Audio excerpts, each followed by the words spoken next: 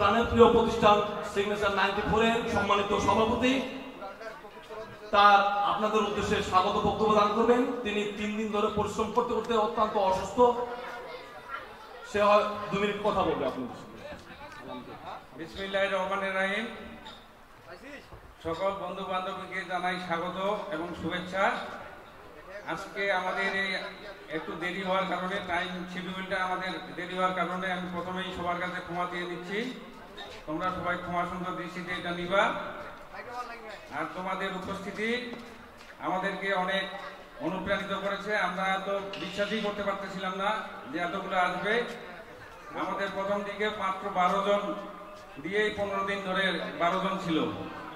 তারপর আস্তে আস্তে হয়ে গেল 100 জন, 100 থেকে 120, 30, 50, 70, 200 জন হয়ে গেল। এত যে অংশগ্রহণ হবে আমরা এটা আশা করি নাই। এই আমাদেরকে এই আশার মানে অতিরিক্ত এই যে সাপোর্ট দেওয়ার কারণে আমি সবাইকে আবারও শুভেচ্ছা জানাচ্ছি।